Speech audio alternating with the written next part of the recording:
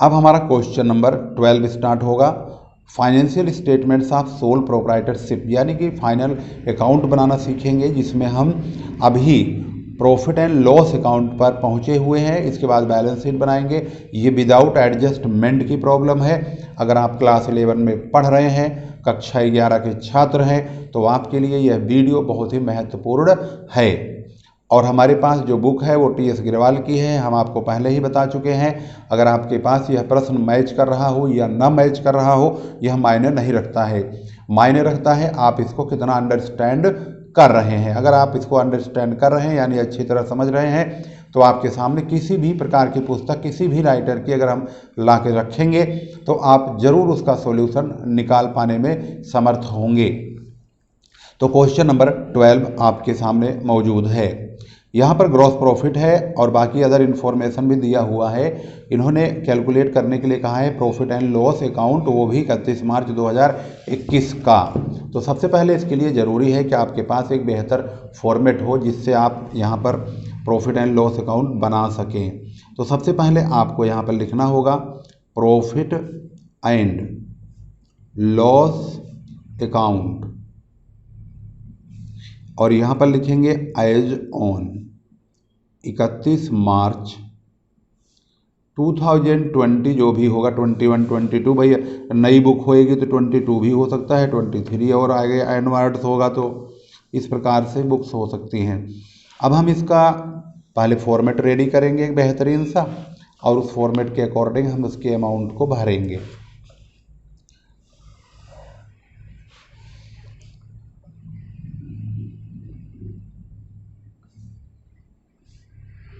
Writing आप लोगों की बहुत सुंदर होनी चाहिए। अगर राइटिंग में अगर गड़बड़ी हुई तो भाई जान लीजिए, फिर समझदार के लिए इशारा काफ़ी है। जब एग्जामिनर ही नहीं समझेगा तो आपको नंबर कहाँ से देगा। अब ग्रॉस प्रॉफिट देखेंगे। सबसे पहले हम ग्रॉस प्रॉफिट या ग्रॉस लॉस लिखते हैं। ग्रॉस प्रॉफिट यहाँ 1,20,000 रुपये का दिया हुआ है, तो इसको हम इस तरफ लिखेंगे क्रेडिट साइड में, by gross profit brought down यानी बीडी करते हैं, 1,20,000 रुपये दिया हुआ है, इसको यहाँ पर लिख देंगे। इसके बाद यहाँ पर खर्चे और इनकम पर, यानी कि खर्चा यानी कि एक्सपेंसेज और इनकम पर ध्यान देंगे।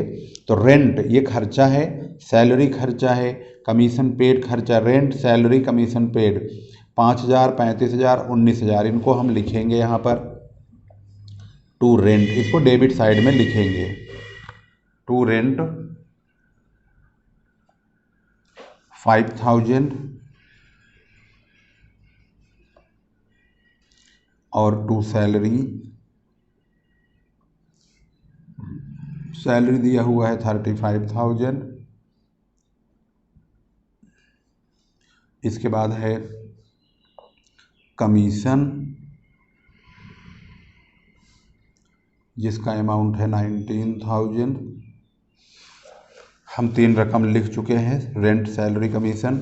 इंटरेस्ट ऑन लोन 5,000, एडवर्टाइजमेंट 8,000, इसको लिखेंगे टू इंटरेस्ट और टू एडवर्टाइजमेंट।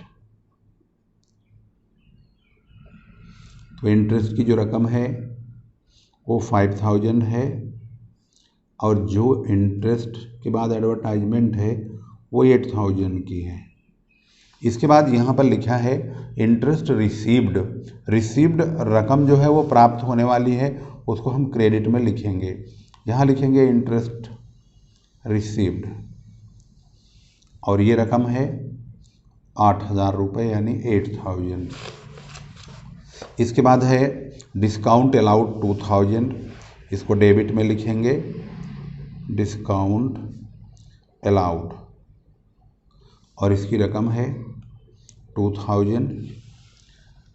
डिस्काउंट रिसीव्ड यह रकम प्राप्त होने वाली है, इसको हम क्रेडिट में लिखेंगे बाय डिस्काउंट रिसीव्ड, और ये रकम है 6,000 रुपये।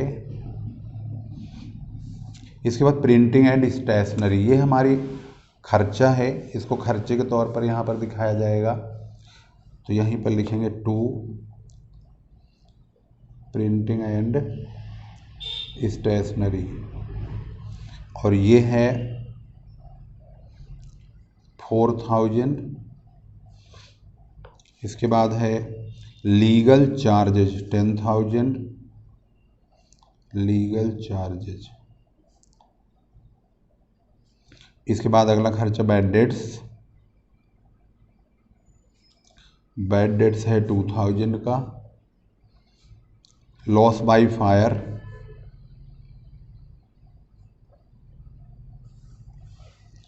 ये है 6000।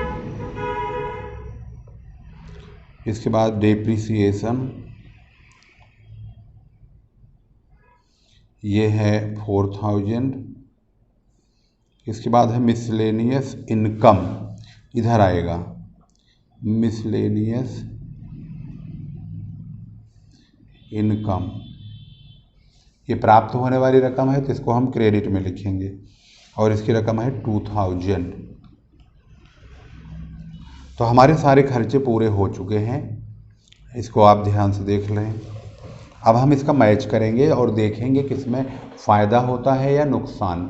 अगर क्रेडिट साइड ज़्यादा होगा तो फ़ायदा, अगर डेबिट साइड ज़्यादा होगा तो लॉस होगा। तो हम चेक करेंगे और पता लगाएंगे कि प्रॉफिट होगा या लॉस होगा। जो भी होगा आपके सामने होगा। क्रेडिट साइड में है 1,20,000 और 8 28 और 8 36, यानी 1,36,000 रुपये ये क्रेडिट साइड का टोटल है। डेबिट साइड का टोटल है 35 5 40 10 50 9 59 5 64 और 8 72 2 74 4 76 10 86 2 88 और 10 98 98,000। ये डेबिट साइड का टोटल बैठ रहा है। एक बार और चेक कर लेते हैं।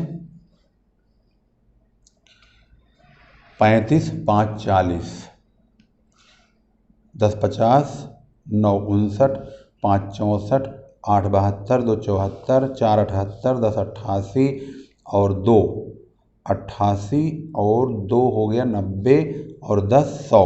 ओहो 100 यानी 1,00,000 है, ये हम गलत हो रहे थे। तो ये हो गया 36,000 रुपये हमारा नेट प्रॉफिट आ चुका है।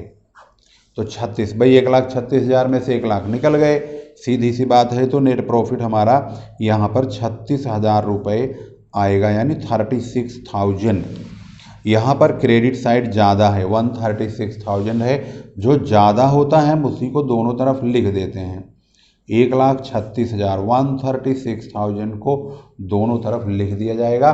और इस प्रकार से इसका जो जवाब है वह नेट प्रॉफिट, जो सही आंसर है 36,000 आ चुका है। इसको मिलाते हैं बुक में, देखते हैं इसका क्या आंसर है। तो इनका आंसर भी यहाँ पर 36,000 गिवन है। इस प्रकार से क्वेश्चन नंबर 12 बहुत ही इजी तरीके से हो चुका है। यहाँ पर आप देख रहे हैं क्वेश्चन नंबर 13। स्पेशली इन्होंने बैलेंस शीट की प्रॉब्लम दिया हुआ है और इसी को सॉल्व करने के लिए कहा है। From the particulars prepare balance sheet as on 31 March 2021। अब यहाँ पर बैलेंस शीट दिया हुआ है, तो इसका मतलब ये है कि हमें बैलेंस शीट का फॉर्मेट पता होना चाहिए। तो जो पार्ट 1 हमने बनाया हुआ है, आपके पास दिया है, उसमें हमने बैलेंस शीट का फॉर्मेट बताया हुआ है बहुत ही अच्छी तरह से। उस फॉर्मेट के मुताबिक ही यहाँ पर हम क्वेश्चन सॉल्व करेंगे और उसका एक एक पॉइंट आपके सामने प्रेजेंट करेंगे। तो बैलेंस शीट सबसे पहले नंबर पे बनाने के लिए हमें फॉर्मेट का तैयार करना अनिवार्य है। बैलेंस शीट आप लिखेंगे, फॉर्मेट बनाएंगे बाकायदे, और इस तरह से फॉर्मेट जब रेडी हो जाएगा तो जाहिर सी बात है कि सवाल भी आपका सही बनेगा।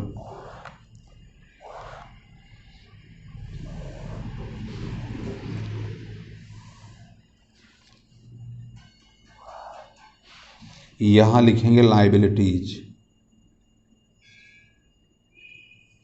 और रुपीज, और इधर होगा एसेट्स रुपीज। क्वेश्चन नंबर 13 सबसे पहले नंबर इधर आता है लायबिलिटीज की ओर कैपिटल। कैपिटल में हम नेट प्रॉफिट जोड़ते हैं, ड्राइंग को घटाते हैं, तो ऐड करेंगे नेट प्रॉफिट। तो अब भाई कैपिटल हमारे पास देखते हैं कितने रुपए का है, उसी के अनुसार हम लायबिलिटी साइड के और एसेट साइड के आइटमों को भरेंगे। तो सबसे पहले नंबर पर ही इन्होंने कैपिटल दिया हुआ है और जिसकी जो रकम है वो है 4 लाख रुपए। तो भाई 4 लाख रुपए हम लिख दे रहे हैं। इसमें नेट प्रॉफिट जोड़ेंगे तो नेट प्रॉफिट कहाँ पे है, वो यहाँ पे है, ये रहा है, और ये है 16,600। 16,600 16,600 जोड़ेंगे। ड्राइंग चेक कर लेंगे, ड्राइंग है इसमें 44,000 का, इन दोनों को जोड़ देंगे 4,16,600 आएगा।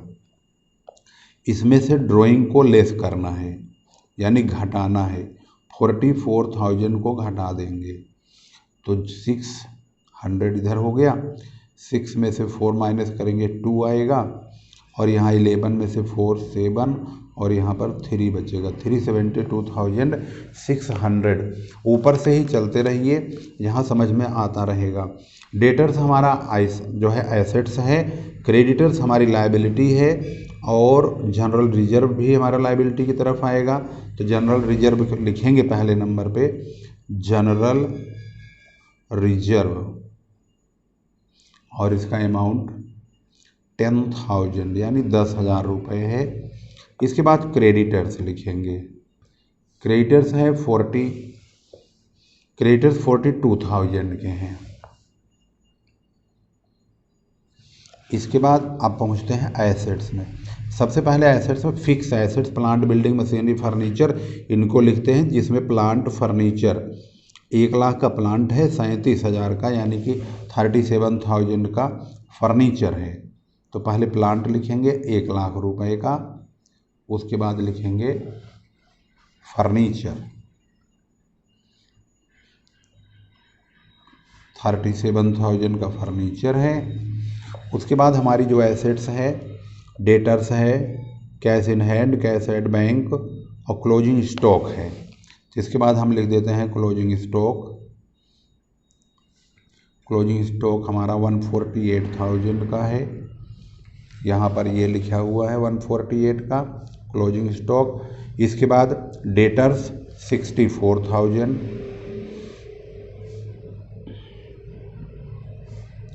इसके बाद अगला अमाउंट है कैश इन हैंड 3,600,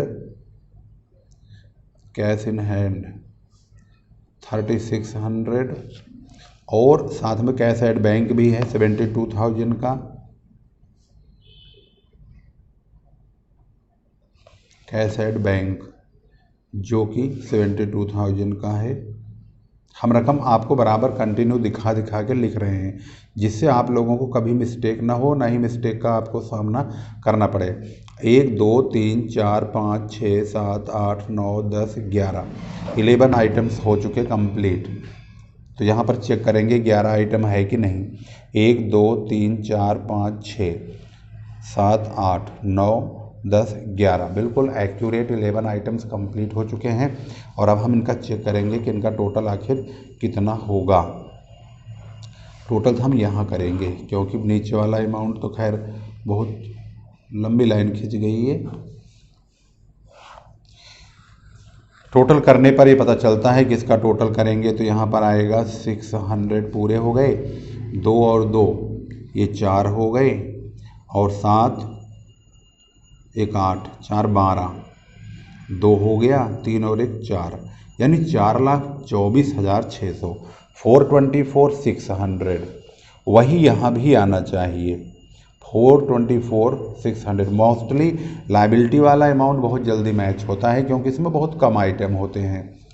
यहाँ पर चेक करेंगे तो सबसे पहले यहाँ देखेंगे तो 600 हो गया, 3 2 5 4 9 8 17 7 24 4 हो गया, 3 1 3 2 5 4 9 6 15 7 22 2 हो गया, 2 कैरी करेंगे, 2 1 3 और 1 4 424,600 बिल्कुल सही जवाब।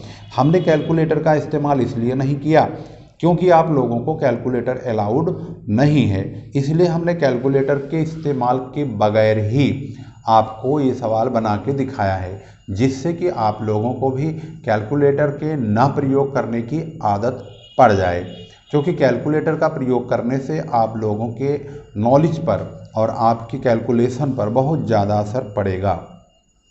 यहाँ पर इस प्रकार से क्वेश्चन नंबर 13 की जो बैलेंस शीट है हूबहू वही है जो हमने निकाला है या कुछ और। चेक करते हैं आंसर में, तो आंसर है बिल्कुल एकदम सही जवाब, यानी 424,600 एक्यूरेट राइट आंसर, यानी कि हम सही हैं और हमारा सवाल भी और जवाब भी दोनों बिल्कुल एक्यूरेट मैच हो चुके हैं। तो इस प्रकार से हम क्वेश्चन नंबर 13 कंप्लीट कर चुके हैं।